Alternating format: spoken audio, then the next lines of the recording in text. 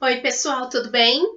E aí, faz tempo que a gente não se fala, né? Faz tempo que eu não mando vídeo para vocês, mas é que eu tava dando um tempo mesmo para que aqueles que ainda não tinham terminado as atividades pudessem, né, terminar. Então, acho que o tempo já foi suficiente, a gente já tá fechando aí as notas, né, do segundo bimestre. Então, vamos colocar em ordem aí aquilo que a gente tinha deixado em aberto. Então, eu vou fazer primeiro a correção do trabalho, foi nossa penúltima atividade, e logo após eu envio para vocês a correção da última atividade, ok? Então, vamos lá. Estava escrito lá a primeira questão, né, que com base em todo o estudo que nós fizemos, né, no mês de junho, né, quais unidades de medida são utilizadas para grandes distâncias e para pequenas distâncias. A maioria errou esse exercício, né?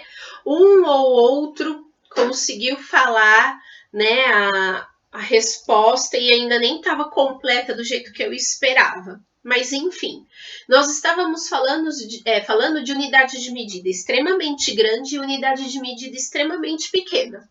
Tanto que nós usamos a notação científica para falar dessas medidas, né?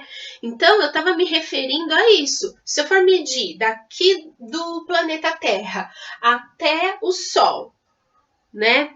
Quanto que tem? Qual é essa distância? Ah, ela é extremamente grande. Qual é a unidade de medida que eu posso utilizar? Unidades astronômicas e anos-luz. Anos-luz, acho que ninguém falou. Acho que uns 2, 3 falaram unidades astronômicas. Então eu tinha que ter prestado mais atenção. E uma unidade de medida pequena, extremamente pequena, que tinha aquele desenho do cara olhando, né, no microscópio, a distância entre limalhas de ferro. Como que eu faço para medir? Vai dar para medir em milímetro? Não dá, milímetro, por mais pequeno que seja, ainda é grande, dependendo da distância que eu estou falando, né? Eu consigo observar o milímetro a olho nu. Eu não preciso de um microscópio para isso. E qual que é a unidade de medida, então, que nós estávamos se referindo? O micrômetro, tá? Que nós fizemos a atividade, o exercício 8 lá, que depois eu até mandei a correção, que muitos ficaram com dificuldade, era transformação micrômetro. Mas enfim, tudo bem, agora vocês já sabem. A outra pergunta era: quais múltiplos do byte você conhece? Nós fizemos até uma tabelinha que eu gravei um vídeo aqui mostrando como que faz para transformar. Lembra? Que era tudo multiplicação por 1024 ou divisão por 1024, né? Então, quais são os múltiplos? Kilobyte, megabyte, gigabyte e terabyte, né? A maioria acertou. Mas tem gente que colocou um só. Quer dizer, vocês só conhecem um? Eu duvido. Por quê? Porque é uma coisa que a gente usa muito no nosso dia. Então, eu acredito que vocês saibam mais, tá? Então, precisa melhorar um pouquinho as respostas de vocês.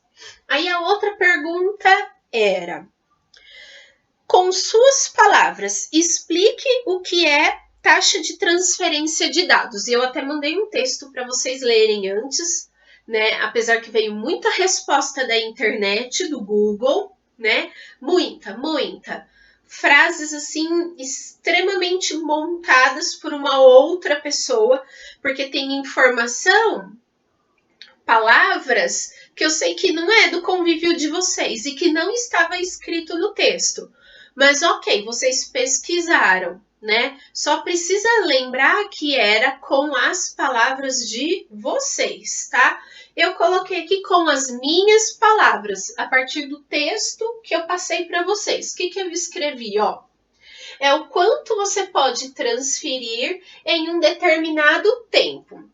Então, se eu falo, por exemplo, lá no texto, 5 megas ou 5 MB, desculpa, tô com o nariz ruim, Mbps.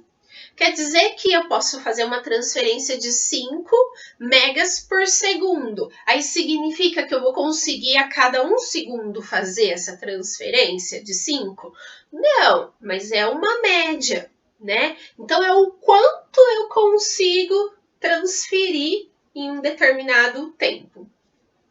Depois a outra pergunta era o que era download e o que era upload. Na verdade, ele perguntava a diferença, porque ambos é transferência de dados, né?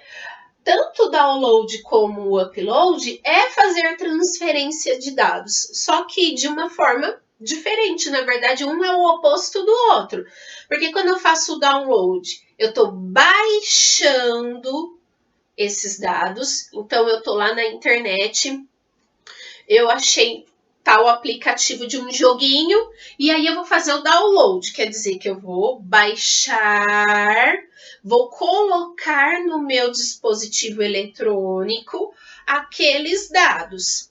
E o upload? O upload é o inverso. Eu vou enviar. Então, eu fiz esse vídeo e agora eu vou colocar ele lá no YouTube, no meu canal. Então, eu vou fazer um upload, eu vou enviar os dados do meu vídeo para o YouTube. Tudo bem com a diferença? Tá. E por último, eu não coloquei aqui uma que não cabe e a outra porque é mais fácil falar, era a tirinha, né? E aí tinha um menino fazendo uma lição de casa e eu achei essa tirinha muito parecida com o que vocês estão vivendo no dia a dia de vocês hoje. É a realidade de vocês. Ele tá fazendo a lição e aí ele copia, cola, né? E envia a atividade. Copia e cola da onde? Pode ser do Google, do senhor Google? Pode. Pode ser de um colega? Ai, fulano, me manda a atividade da Patrícia para eu mandar para ela. E aí eu copio o que o outro fez, colo, copio no caderno e tiro foto. É a mesma coisa que né, recortar e colar, copiar e colar, a mesma coisa. E envia para a professora. 10 minutinhos, no máximo, papo, fiz tudo. Nossa, filho, você já fez tudo? Já fiz tudo, já terminei. Então, assim, muitos deram boas respostas, mas eu tive umas respostas muito fora do contexto. Por exemplo, teve gente que falou que isso é muito bom. Onde copiar e colar é muito bom. Vocês aprendem copiando e colando? Provavelmente não, né? Porque vocês nem leem o que vocês estão copiando, né? Então não tem aprendizado. Então eu acho que assim, em alguns momentos, se você copia e cola, o comando copiar e colar não é ruim.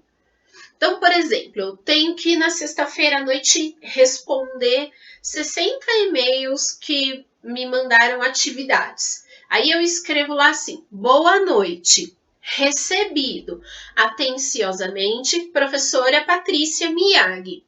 Bom, o que é mais fácil? Eu dar um Ctrl+C, Ctrl+V nesse mini texto e colocar em todos os e-mails, ou eu escrever nos 60 e-mails a mesma coisa?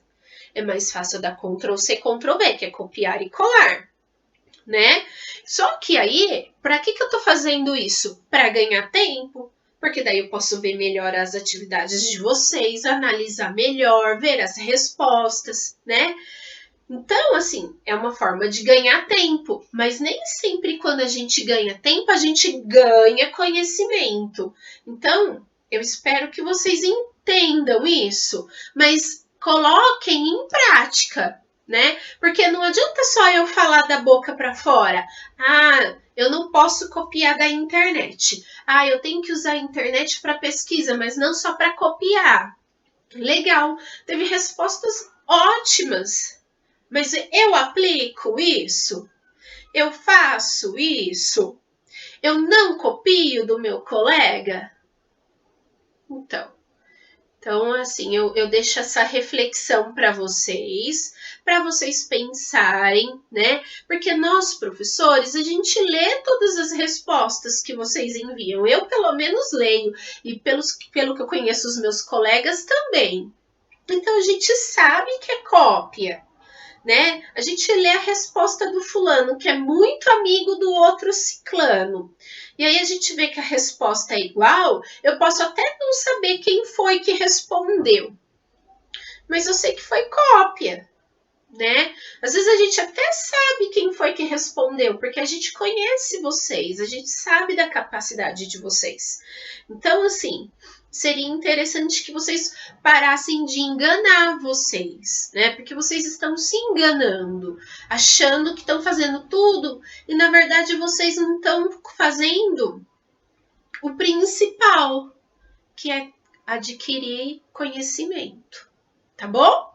Então, ó, essa é a correção do trabalho de vocês. Qualquer dúvida, me procurem, tá bom? Beijo, tchau, tchau.